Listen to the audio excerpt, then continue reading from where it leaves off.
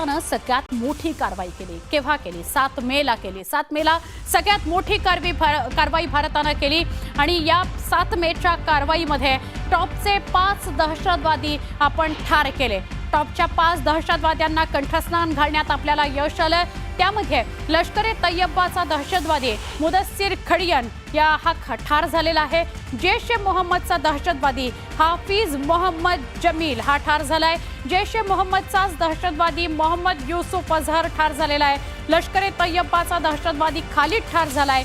जैश-ए-मोहम्मदचा दहशतवादी मोहम्मद हसन खान हा देखील ठार झालेला आहे. 5 मोठ्या दहशतवाद्यांना ठार करण्यात आपल्याला यश आलंय. कमांडर लेव्हलचे हे दहशतवादी होते. हे दहशतवादी इतर दहशतवाद्यांना ट्रेन करणं, त्यांना आर्थिक रसद पुरवणं, त्यांना कशा प्रकारे हल्ले करायचे याचं नियोजन करणं, ह्या सगळ्याचं ट्रेनिंग द्यायचे आणि त्या 5 मोठ्या दहशतवाद्यांना भारताने 7 मेच्या कारवाईमध्ये ठार केलेलं आहे. 9 वेगवेगळ्या ठिकाणी आपण म्हणजेच एअर स्ट्राईक केलं आणि त्यामध्ये आपण दहशतवादी तळांना उद्ध्वस्त केलं. जैश-ए-मोहम्मद, लष्कर-ए तैयबा, हिजबुल मुजाहिदीन हे जे 3 महत्त्वाचे दहशतवादी संघटना आहेत त्यांची जी मुख्यालयं होती ती आपण बेचिराख केलेली आहेत 7 तारखेला.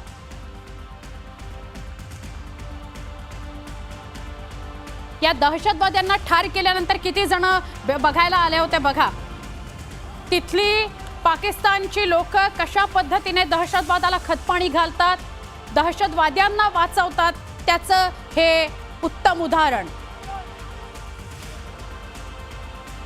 पाकिस्तान लष्कर कशा पद्धतीने दहशतवाद्यांना पोसतं, त्यांना पाठीशी घालतं त्याचं हे उत्तम उदाहरण आहे.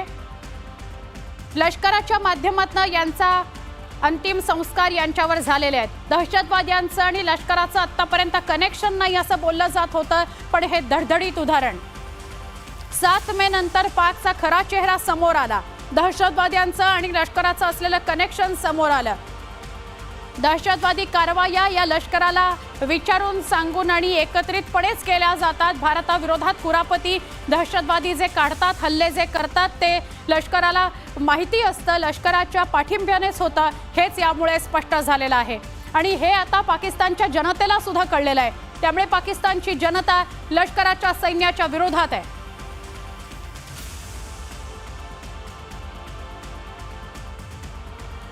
सात मेच्या रोजी भारताने जी कारवाई केली त्यात 7 मोठे दहशतवादी ठार झाले. आमचे प्रतिनिधी प्रशांत लीला रामदास यांच्याशी बोलूया. प्रशांत, 7 मोठ्या दहशतवाद्यांना 7 तारखेला आपण कंठस्नान घाललं. त्या व्यतिरिक्त अनेक दहशतवाद्यांचा खात्मा झाला. मोठी कारवाई होती ती. भारताला, सामान्यांना अभिमान वाटावी अशी कारवाई होती. काय सांगाल या दहशतवाद्यांविषयी? सुवर्णा, 7 मेला एक मोठी कारवाई भारतीय लष्कराच्या वतीनं करण्यात आली होती. महत्त्वाचं म्हणजे भारतीय लष्कराच्या वतीनं जे टॉपचे दहशतवादी आहे, जे भारतामध्ये जम्मू काश्मीरमध्ये येऊन मोठ्या कारवाई करत होते, त्या सगळ्यांना यमसद्दी धाडण्याचं काम भारतीय लष्कराने केलं होतं. त्यामध्ये सगळ्यात पहिला जो मोठा दहशतवादी आहे, ज्याला अबू जुर्दाल असं म्हणून समजलं जातं, तो लष्कर-ए तोयबाचा मोठा दहशतवादी होता आणि मुर्दे मार्कजचा तैयबाचा प्रमुख होता. आणि त्याला जर आपण त्याच्या अंत्यसंस्काराला सुपूर्द खाकला जर बघितलं आपण, तर पाकिस्तानच्या लष्कराकडून गार्ड ऑफ हॉनर देण्यात आला होता. याचा अर्थ असा होतो की तो पाकिस्तानच्या लष्करामध्ये यापूर्वी सैनिक राहिलेला असेल आणि त्याला लोनवरती पाकिस्तानच्या लष्करांनी ह्या दहशतवादी संघटना दिलं असेल, त्याचमुळे त्याला गार्ड ऑफ हॉनर करण्यात आलं होतं. तोच एक मोठा दहशतवादी आहे. आणि त्यानंतरचा दुसरा जो दहशतवादी जर बघितला आपण, हाफिज मोहम्मद जमील, जो जैश-ए-मोहम्मदचा प्रमुख होता, संघटनेच्या याच्यात आहे आणि तो मौलाना मसूद अझहरचा मोठा मेवणा होता.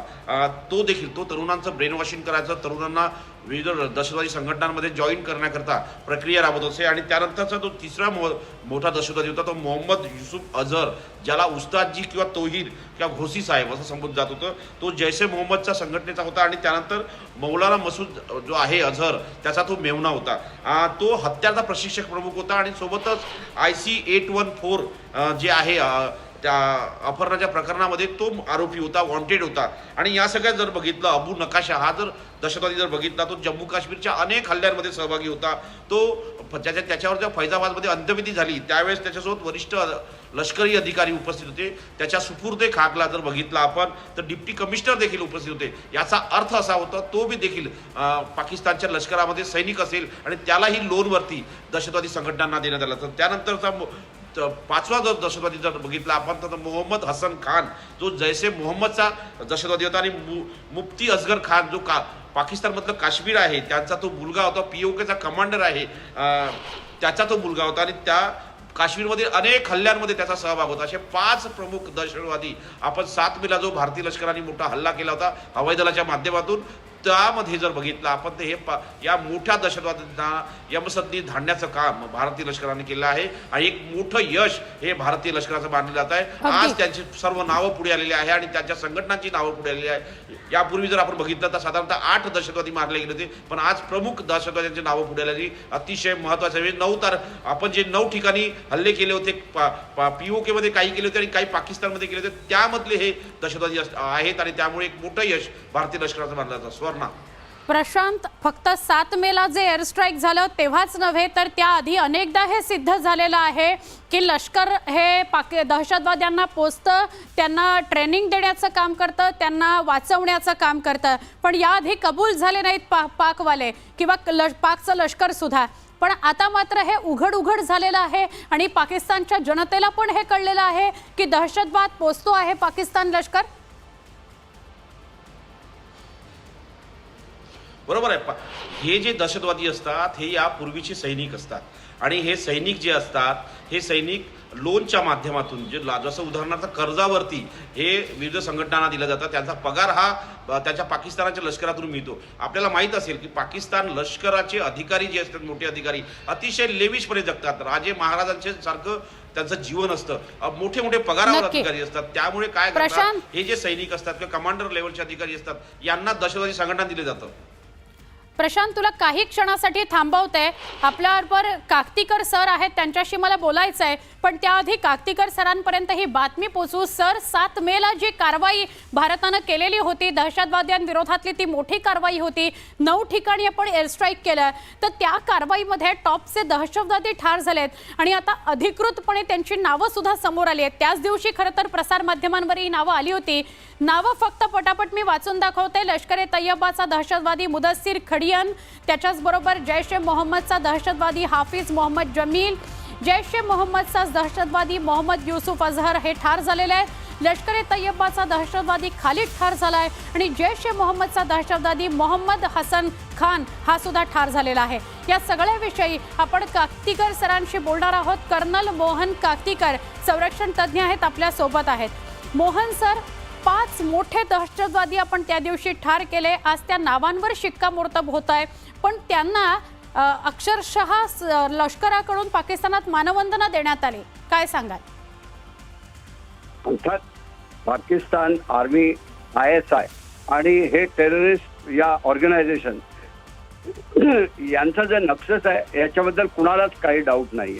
हा फक्त एक इंटरनॅशनल ऑर्गनायझेशन्सना एक त्यांना लपवून ठेवण्यासाठी एक पाकिस्तान नेहमी म्हणत असतं की आमचा त्यांच्याशी संबंध नाही, आम्ही त्यांच्यावरती ॲक्शन घेतो. कदाचित त्यांना इव्हन त्याच्यावरती ॲक्शन करून त्यांना आपण बंदिस्त ठेवलेलं आहे असं दाखवतं. परंतु तुम्हालाही माहिती आहे की ते अगदी उजळ माथ्याने पूर्ण पाकिस्तानमध्ये फिरत असतात. आणि ही जे 5 मेन टेररिस्ट एलिमिनेट झालेत ही एक फार मोठी आपली अचिव्हमेंट आहे असं मला म्हणायला लागेल. आणि आता जसं फर्दर इन्फॉर्मेशन येते पाकिस्तानची जी एअर पॉवर व्हर्च्युअली एलिमिनेट आपण करू शकतोय कारण त्यांचे जे एअर बेसिस आहेत त्याच्यावरती आपण डायरेक्ट अटॅक करून दाखवले आहेत.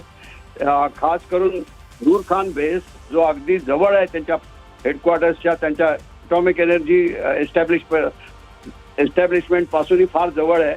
अशा पद्धतीने हे अटॅक झाल्यामुळे पाकिस्तानचं मोराल सध्या डाऊन आहे आणि त्यात हे त्यांचे फार महत्त्वाचे 5 टेररिस्टची त्याच्यात गेलेलीची न्यूज आलेली आहे. त्याच्यामुळे त्यांचं मोराल निश्चितच डाऊन आहे. आणि आत्ताच एक न्यूज आलेली आहे, आपण सांगितली असेल कदाचित, की त्यांचं डिफेन्स मिनिस्टर आणि त्यांचा डायरेक्टर ऑफ मिलिटरी ऑपरेशन्स यांनी पण आपल्याशी कॉन्टॅक्ट केला आहे आणि त्यांनी असं सांगितलं जर तुम्ही ऍक्शन घेतली नाही तर आम्ही आमच्या फर्दर ऍक्शन थांबवू, याचाच अर्थ आहे की ते आता शरण यायच्या जवळ आलेले आहेत. हो. पण गुडघ्यावर या टेकलेले वेळेला- आहेत आता फक्त नतमस्तक व्हायचं त्यांनी बाकी आहे. कारण